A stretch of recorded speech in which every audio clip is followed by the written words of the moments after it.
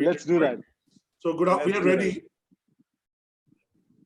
Good afternoon. Welcome to another Exchange for Media Pitch Live, the Brand Talk with brand and business leaders. Today we have a special guest, Mr. Sachin Jain, who really doesn't need an introduction. He is the CEO and MD of the largest diamond company in India, and diamonds are forever. Welcome, Mr. Jain. We're delighted that we are talking to you.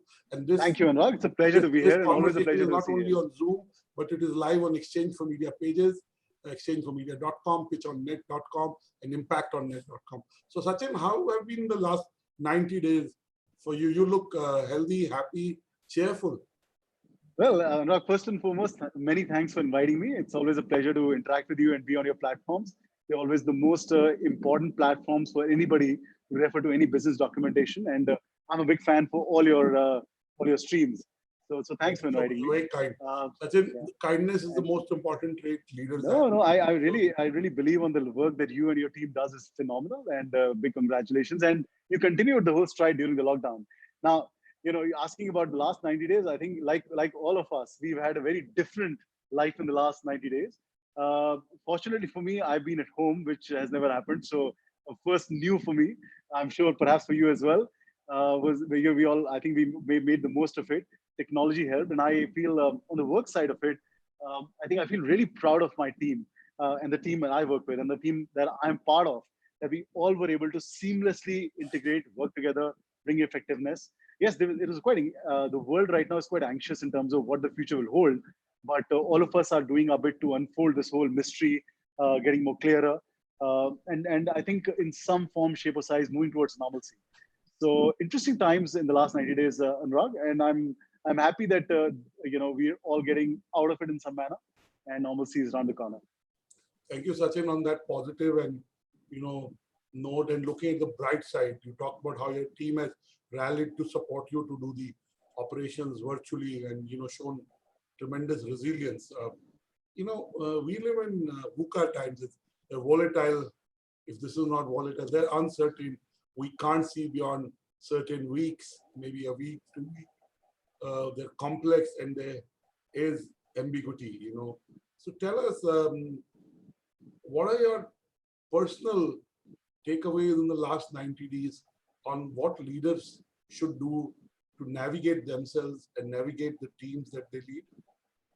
I think first and foremost, Anurag, and I can tell you one of my very important learnings is when we are in this race and we are running to catch up from one meeting to the other, one delivery to the other. I think, and I'm sure you would resonate as well, we perhaps not get a time to sort of stall and reflect. And I think I can vouch for myself. I have never actually taken reflection seriously. This was a time when you were forced into being alone. You were forced into sort of having perhaps a little more time initially on hand. And I think as business leaders, as someone like me, I reflected, and you could chart out your future in a certain manner, which we don't get as leaders. And I think that's one of my most important learnings, to sort of carve out time for reflection. I would suggest people who are on the call to perhaps put some time for reflection in your calendar. So it's not just incidental, you put it up, so you plan your life ahead of you. I think that was an important learning. For us at De Beers, if I move and reflect back onto my life, there are a lot of values by which our organization runs. And, this was a very important time when you see, these values are not just theoretic things that you stick on walls. It's not just when you show a big fancy presentation to people who join your organization. It was a time to live those values, and the merit of saying that I stand for a few things as an organization, and the people stand for those things.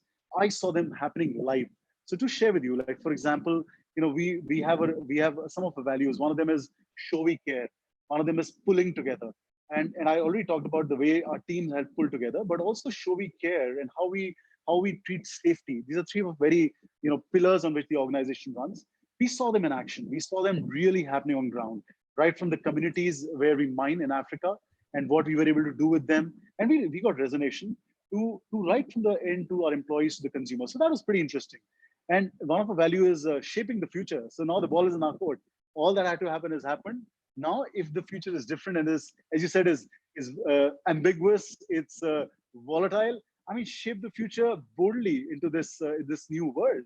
And that's what we again I reflect back as to how these values were inculcated in all of us as a team have actually played out. I feel proud about that. Thank you, Sachin.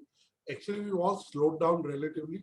I know we get more calls, we're doing more video interactions, but overall we slowed down because we're staying in homes, we're not traveling, we're saving the 2 hour travel, we're not doing breakfast, lunches, dinners with business associates. I mean, I'm sure you miss a bit of it, but overall we're doing okay because we are serving a higher purpose. And you rightly said that all the values that the organizations stood for have come to the fore. They have been, actualized. Now, I want to ask you a little bit about, diamonds are luxury, so to say, right? Diamonds are luxury, right? At least traditionally. Uh, Diamonds are luxury, I said. Sorry, Anurag, I had a bit of No issue problem. on my, yeah. I said diamonds are typically luxury. Yeah. Right. And last 90 days, people have kind of lived with the motto, less is more. So tell us in this, and if I may dare say, gold has become 50,000 rupees. Look at where gold has gone. Sure. Right.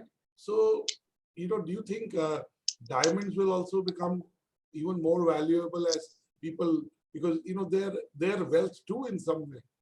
Certainly. I think you're absolutely right. And the fact is that there are two important things that we've seen emerge in this lockdown as consumers. First and foremost is consciousness. And consciousness, I'm not reflecting about my care for Mother Earth and all that. That's one part of it. Consciousness to say that, do I even need to buy anything? I mean, life is like the sense of contentment and the whole aspect about life is good. I mean, God's given me enough. There's a sense of gratitude that's come up. And connected to that, I think we've been researching consumers a lot, and we believe that fewer better things will be important. You'll buy less, but you'll buy what is valuable, what matters to you. Relationships will matter more. Yeah. As I said, this sensibility to own to a natural world that is emerging, right? And all of them, I actually ironically connect back to the beauty or the grace or the rarity of what diamonds are. And I think in some, I mean, I do understand the short term. There's of course a lack of demand and all of those things. But we think fundamentally the way consumers are moving towards a different consumption, diamonds actually fit in beautifully. Now, what changes for us really will be, simplicity is a very important game, right? It's the whole opulence or showing to my neighbor or getting into that party and showing off my big rocks or my huge jewelry pieces is going to take a big bit of beating. And I think as marketeers, if we keep on top of the trends of how consumers are moving in, or how they're sort of how they're navigating through different needs, we believe that we fundamentally have an extremely strong product. I mean, diamonds itself is a gift of Mother Nature, and that rarity, that timelessness, that endurability, that every diamond holds value. It's not like a expense on luxury where it's not like it's not a store of wealth. It's not a depreciating asset. It's not a depreciating asset. Value doesn't go away. Exactly. Right? So all of you this buy is a luxury car, the moment you drive it out, 30% value gone, and every other 10% erode. Absolutely. So I think from all that aspect, things are in our stride. But I wish and I hope that all of our industry, picks up these new sort of trends of the consumer, and we do well. That's one part of it. The other part of it is actually the whole manufacturing for which India is so well known. I mean, I would love to share with your listeners that 14 out of 15 diamonds that are produced in the world or manufactured in the world come from India. Now, India plays an extremely huge role in the manufacturing of diamonds. And the unique part about this lockdown has been that everything is stalled. So the mining is stalled, the manufacturing is stalled, the retail stores are shut, and there's a pause to pretty much everything. So when we got into lockdown, we were having a whole lot of discussions that, oh man, will the prices fall down? Will the demand and supply go, cross? And the fact is, since everything is stalled, it's been quite consistent in the way it's opening up. So, for example, our mining operations have also opened up in a very small manner. Manufacturing also is open in a very small manner. Interestingly, certain countries like China, their demand is going up very, very, very wide. So we hope, and the way it's steering it the fact that we believe that fewer better things, respect to certain relationships, and I think in all this new era of what consumers are thinking, will fit in well. It'll be a different world, without doubt. What worked in the past is certainly not going to work in the future, and hence agility for any business. I'm sure we are, I'm sure you're talking to a variety of businesses, and I really don't know what is the travel and business doing really, but I think the headwinds are of different speeds in different industries. I believe that in the business of diamonds, the headwinds are there, but the fundamental belief of what we are doing and what a product stands for is also permanent. So we have to navigate this. Thank you, Sachin, for being authentic and dealing with what we are discussing very directly. Now, coming back to consumers in marketing, as you yourself referred that the consumer behavior has changed. Some of it may be temporary, but some of it may be permanent changes. Tell us from where you sit, what do you see are the temporary changes and what do you see are the permanent changes? I think first and foremost, let's reflect on the immediate issues, so to say. So when the lockdown started, we heard news about China revival and the great numbers coming from China. This happened just in the first week of April, end of March, April. We started hearing it. Honestly, I wasn't too clear about those numbers at that point in time until we have large-scale operation in China. And when I saw those numbers, I was baffled, and I was baffled with a few things. I was baffled with the speed of recovery, with the speed in which consumers came back to normal life, the speed at which they were buying luxury and diamonds. And there were discussions internally that will this get replicated in our market in India? And the answer is no. The fact is that the way we consume luxury, the way we deal with life is very different. And you talked about ambiguity. I think all of us are fully ambiguous in our minds right now. So short term, I think it's about the core necessities, the basic survival. It's all those things that are clogging up everybody's mind. I mean, I have friends in retail business where we are seeing consumption of fitness equipment going up and fitness gear going up, not necessarily diamonds. Today we are in the fourth week when Bangalore opened, for example. We are at about 30 to 40% recovery. Various other parts of India are between 25% to about 40% as well. We think that a big comeback should be around September end, October, where we should be about, I would say, 60 to 70% recovered if we do things well. And perhaps a much stronger recovery in 2021. So I'll be honest about it. So there's no magic wand in front of us to say, leave aside COVID, it's not going to impact. Because people, there is a large chunk of population that is economically moved with it. And that's impactful. There's one interesting segment, and I presume a lot of your viewers might be catering to those segments as well. And there is one segment of, HNIs and people who are not actually economically impacted by COVID. And in the sense of luxury, I can say that there's a sense of guilt, there's a sense of reluctance that they're facing, although they want to buy, but something's holding back. And I think if we do as marketeers, if we approach this segment logically, I'm not saying blatantly, there's the concept of saying, come out and buy my product at 25% discount is out. I mean, don't do that. But if we address logically this segment, I think short-term sorrows can be taken care of.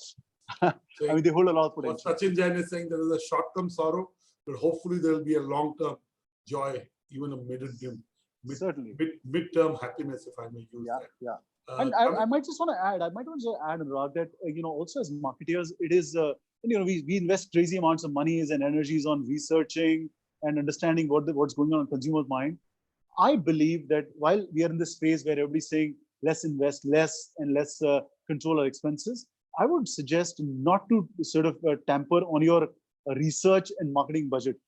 Firstly, I say that know what your consumers are thinking about your industry, what's going on in their mind, and what that would mean to your short-term strategy. And dare I say, it's very dynamic. So you got to keep you got to deep dive into that. Totally. And when you started, you mentioned about this, and I'll repeat that the eras of long-term planning. Here is where my organization and brand will be in 5 years and 7 years. All those have become history already. But in these times, if you're not on top of the pulse of the consumer in your market today, perhaps you lose out. I mean, in our case, I'll tell you, South of India started better. Chennai is getting into lockdown tomorrow. Now, it's so important for us to figure out what's happening with that geography of consumer and what is my mitigation strategy. I think it's more become month on month to week on week and stuff like that than saying, let's talk about 5 years and where will we in 5 years, because who knows whether we will be existing in 5 years or not.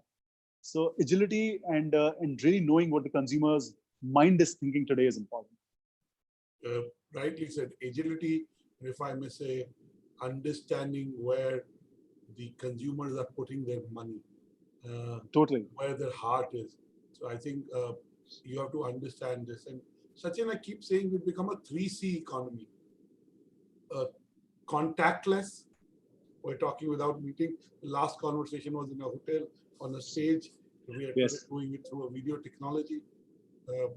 So contactless. Second is caring. You talked about it, you talked about your team, you talked about how even in your mining operations. And third is collaborative.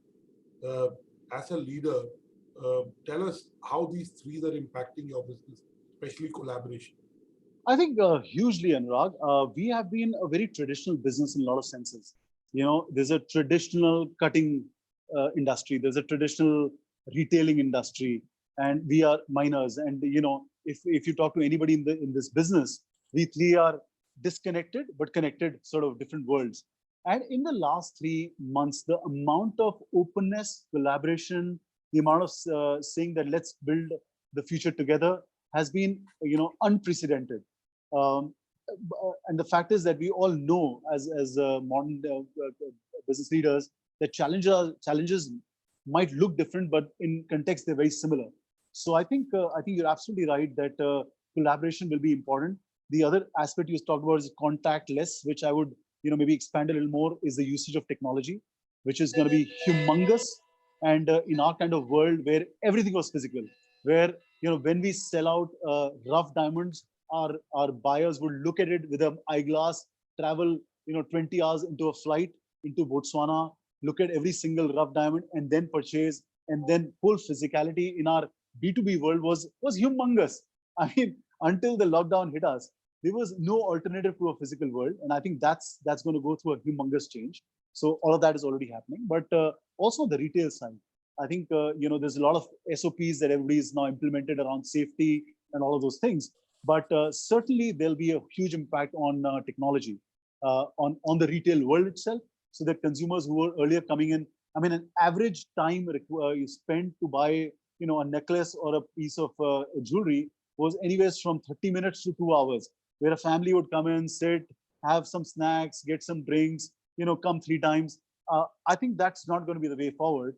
And it is our role to bring in smartness, or giving them solutions which are quicker, solutions which are perhaps technology based, that all of that meeting and that greeting perhaps can happen into form, and break down the timing, so that people come in and go out safely. They go out with less of an of sort of crowding in places, and so on and so forth. But you're right, contactless with technology, and I would say collaboration is the key of the future. Thank you, Sachin. I want to go back. You said the marketeer should not cut budgets on research and should not cut budgets on marketing. Can you elaborate? You elaborated on the research side. Can you dwell on the marketing side? So, for example, I think what I meant for marketing was has business leaders and marketers gone on a pause in the last 90 days and not communicated. Of course, in some markets, as you said, the markets were open or were open for a brief time. Right. Others are closed. So what have you done with your marketing? So I'll tell you, Anurag. So for us, when we all got into lockdown, it was a bit of, what hit us, what the hell happened kind of thing. And there was a bit of scare and clarity. So at that time, the role that we took on was, first and foremost, we decided that we will not lose connection with our consumers. So of course, at that time, the mediums were very different. Digital, of course, was taking the lead. And at that time, we stayed connected with our consumers. And at that era, the whole discussions were around, or the conversation was around faith, holding hand, better times ahead, that sort of feeling. What's happened in the last 3 months really is that there's humongous amount of negativity that's gone around consumers' mind. I mean, right from news to, neighbor who's impacted, ambiguity, job losses, and all of that. So it's been a lot of negative.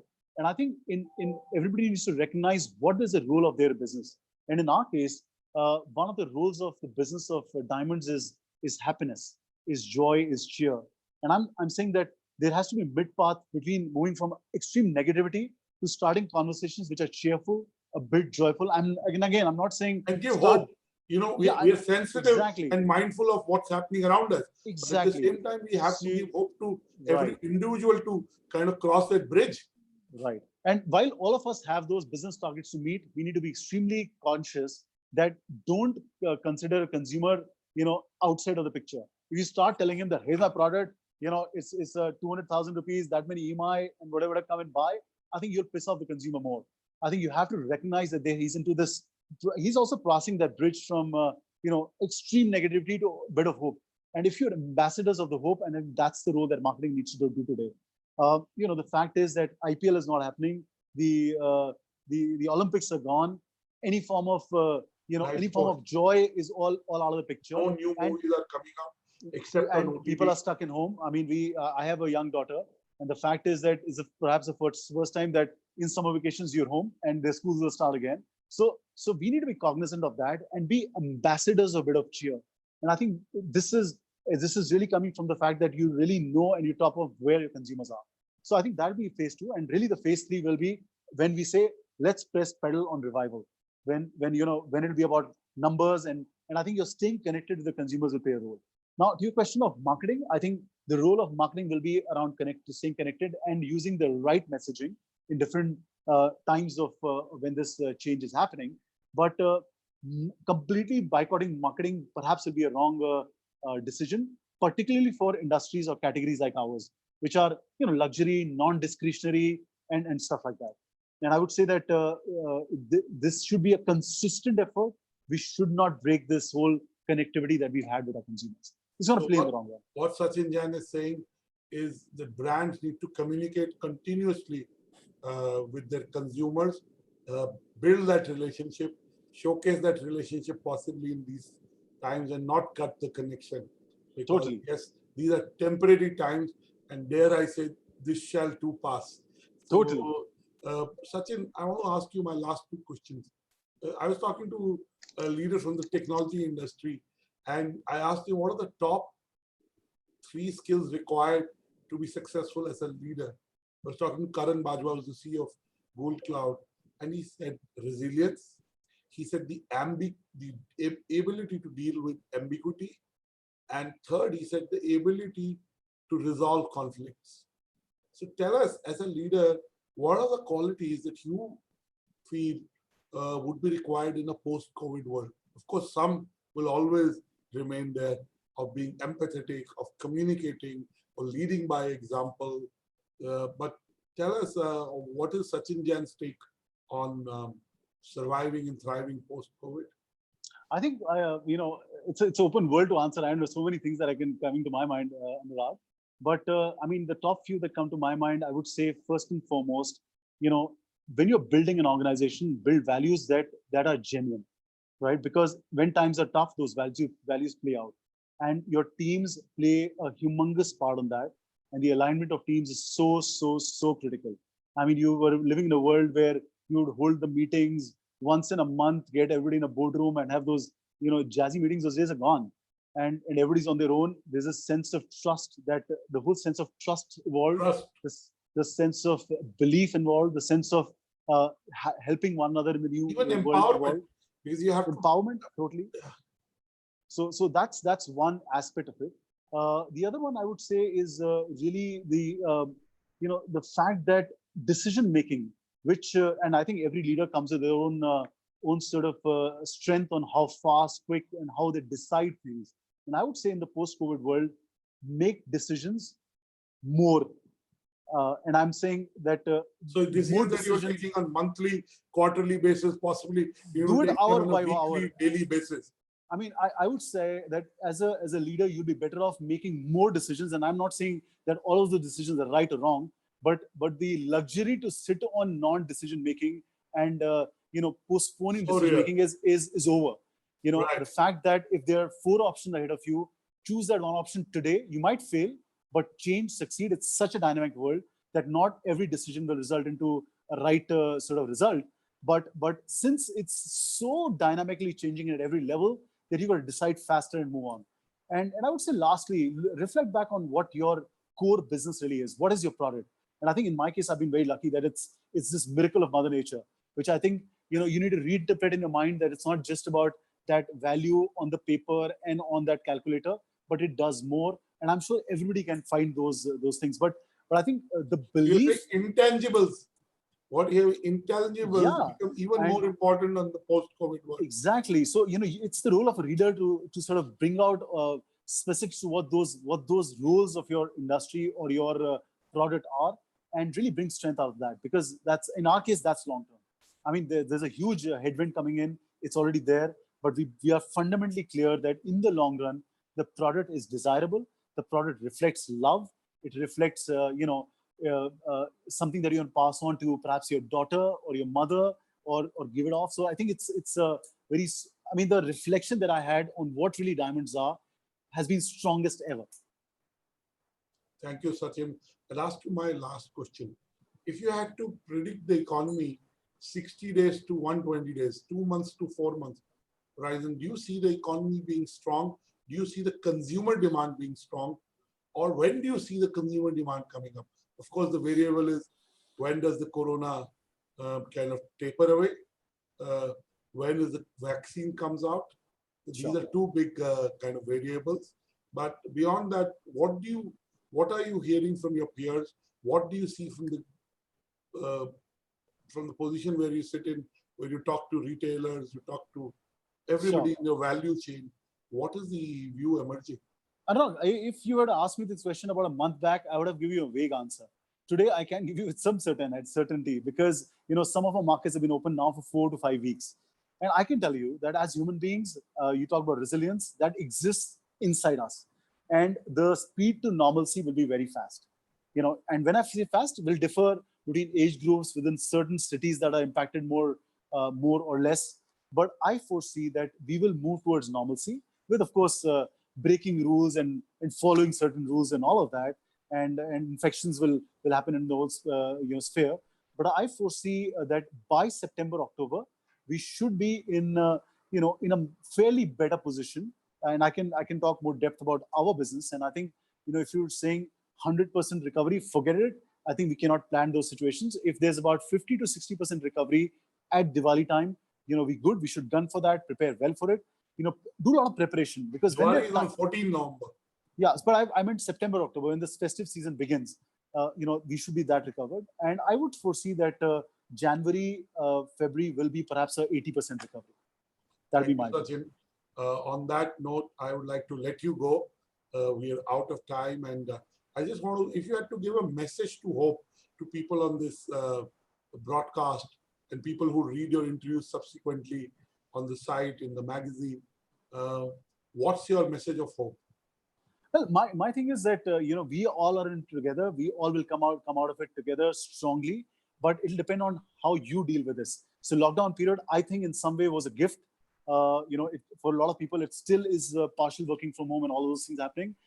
Utilize this time to be 10% better. I'm defining it. For me, it's 10%. You could define it 5, 20, whatever. But be better mentally, physically, emotionally, and all of that we can do. And thank you, it's going to be a better world out there. Thank you for being optimistic and authentic. I think if you have these two qualities, you will come out better on the other side of COVID. We wish you luck, and we look forward to joining you, Sachin, on another conversation on one of our platforms, and hopefully very soon. Thank you, Anurag. And I must also share with your viewers that one of the most optimistic and cheerful persons I met is you, Anurag. You also bring in that cheer, that ease, and I'm sure you're dealing with this time very well with your team and your family. Wish you all the best. Because you asked me about personal, I'll tell you, the first 1 week I was very confused.